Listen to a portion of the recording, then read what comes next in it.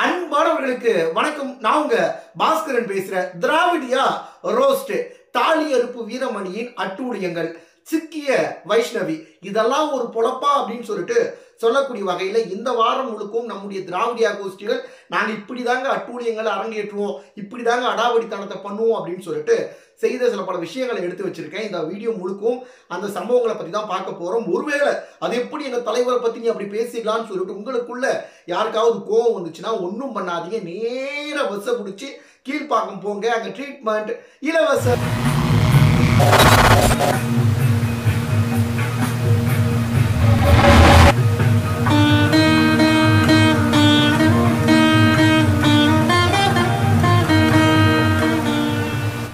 முதல் சம்பவம் நம்முடைய ஓசி சாரி தாலி அறுப்பு வீரமணி ஐயா அவர்கள் பற்றி. இந்த ஊருக்கெல்லாம் உபதேசம் பண்ணிட்டு அவங்க வீட்டில் இருக்கிற பொம்பளைங்களை மட்டும் பார்த்தீங்கன்னா கோவிலுக்கு அனுப்புறது ஒரு கேட்டகரி அப்படின்னா, ஊரில் இருக்கிற பொம்பளைங்க தாலியெல்லாம் அறுத்து விட்டுட்டு தன்னுடைய மனைவி மட்டும் நல்லா பூவும் பொட்டுவமோட அழகா லட்சணமாக இருக்கணும் அப்படின்னு சொல்லிட்டு செய்யக்கூடிய வேலைகள் பல்வேறு பக்கம் நடந்துட்டு இருக்கு. அதில் நம்முடைய ஐயா தாலி அறுப்பு வீரமணி அவர்கள் வந்து ஒரு ஜோடியை கூட்டிட்டு வந்து, உனக்கு எதுக்குமா தாலிதாமா உனக்கு வேலி அப்படின்ற மாதிரி தாலி அறுக்கக்கூடிய ஒரு சம்பவத்தை அரங்கேற்று இருக்காரு. தோழர்களே, நம்முடைய சுயமரியாதை இயக்கம் வெறும் தியரிட்டிக்கல் இயக்கம் அல்ல, வெறும் பிரச்சார இயக்கம் அல்ல, இது ப்ராக்டிக்கல் கிளாஸும் உண்டு. நடைமுறையில் இது எப்படி கொள்கையை அமல்படுத்துனாங்கிறதுக்கு அடையாளமாக தான் சுயமரியாதை திருமணங்கள் மட்டுமல்ல. விதவைகள் என்று சொன்னால் பூவிழந்தாள் பொற்றிழந்தாள் அப்படின்னு சொல்கிற இடத்துல அவளுக்கு பொட்டும் வைத்து பூவும் சூட்டிய இயக்கம் தான் இந்த இயக்கம். இதுவரையில் தமிழ்நாடு உலகமோ கண்டிருக்காது. இன்று சௌந்தரி தேவராஜ், சௌந்தரி அவரிடத்துல ஒரு கேள்வி எல்லாரும் முன்னால, உங்கள் வீட்டுக்காரரு யாரு தேவராஜ் சொல்லி வற்புறுத்ததுனால இதை செய்கிறீங்களா, இல்லை நீங்களே இந்த தாலியை அகற்றணும்னு நினச்சி வரீங்களா? உங்கள் கருத்தை சொல்லுங்கள். நான் விருப்பப்பட்டு தான் நான் இதை வந்து ஏற்றுக்கிறேன். வற்புறுத்தல, யாரும் வற்புறுத்தல, நான் தெளிவோட செய்யறேன். தோழர்களே, இதுதான் பெரியார் என்ன செய்தார், இதைத்தான் செய்தார்.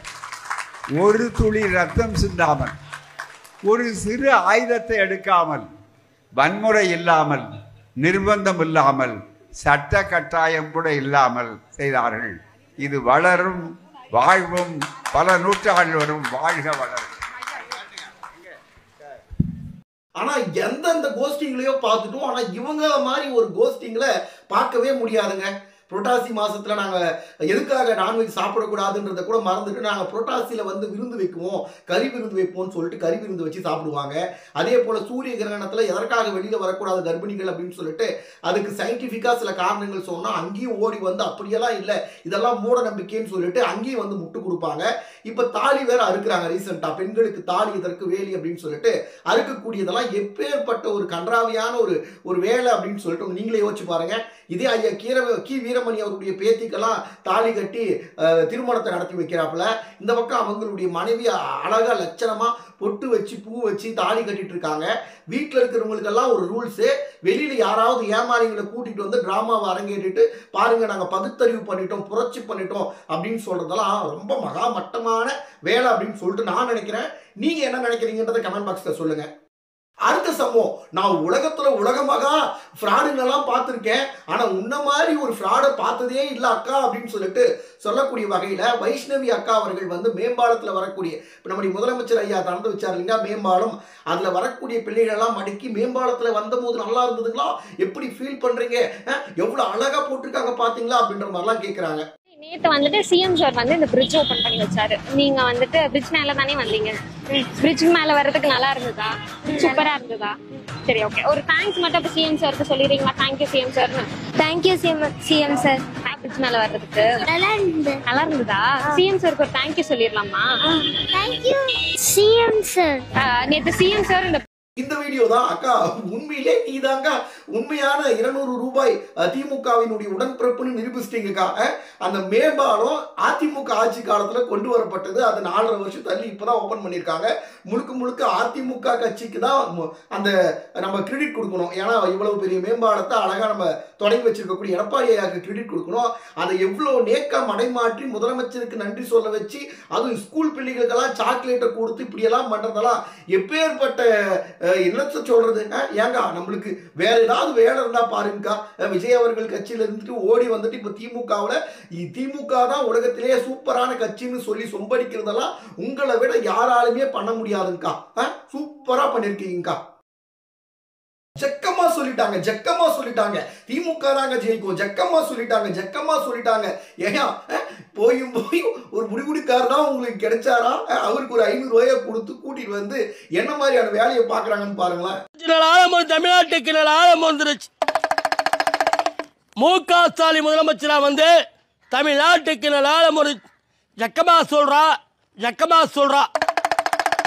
மு.க. ஸ்டாலின் முதலமைச்சரா வந்து பெண்களுடைய வறுமையை போக்க, ஏழ்மையை போக்க மாசம் 1000 ரூபா, வருஷம் 12,000 ரூபாய் கொடுக்கிறவர் தான் நம்ம முதலமைச்சர் மு.க. ஸ்டாலின். ஜக்கமா சொல்றா.